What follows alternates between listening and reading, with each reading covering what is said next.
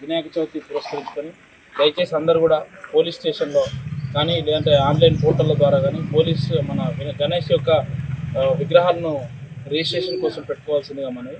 అదేవిధంగా DJ permission కానీ mic permission కానీ అది కూడా దాంట్లోనే సెలెక్ట్ చేసుకున్నట్లయితే ప్రతి ఒక్కరు కూడా అంటే పోలీస్ జియో ట్యాగ్ వల్ల ప్రతి మండపానికి పోలీస్ వాళ్ళు వచ్చి దాన్ని విజిట్ చేసి చేయడం జరుగుతుంది. అదేవిధంగా వినాయక చవితి దగ్గర పెట్టుకున్న లడ్డూలు ఏవైతున్నాయో వాటి గురించి కూడా మనలో ఎప్పుడు పర్యవేక్షణ ఉంటారు 24/7లో ఉండేటట్టుగా ఉత్సవ కమిటీ ఎవరైతే ఉన్నారో వాళ్ళంతా కూడా జాగ్రత్త వహించి ఆడ ఎటువంటి అనివార్య కారణాలు అంటే ఎటువంటి జరగకుండా చూసుకోవాల్సిందిగా మనవి.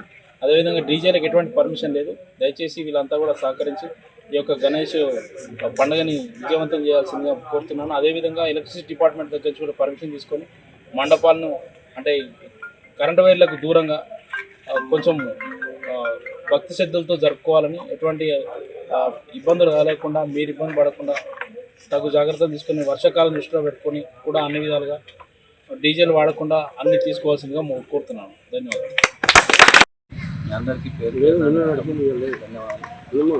నేను ఒకటే చెప్తున్నా, ఏంటంటే మనం వినాయకుడిని పెట్టుకున్నప్పుడు ఒక పూజ చేస్తున్నప్పుడు ఆ పూజ మీకు వెళ్ళి నడవాలి, కానీ ఆ పూజ ఇచ్చిపెట్టుకుంటూ మందు తాగి సిగరెట్లు తాగి ధూమ్ చేసుకుంటే మాత్రం, ఎందుకంటే యువకులు చెడిపోతారు. ఇప్పటి వరకే మీరు 100% చూస్తారు. ఎక్కడ చూసినా, ఏ చంద్రులలో చూసినా, ఏ గుందులలో చూసినా మందు తాగి సిగరెట్ తాగుతుంది.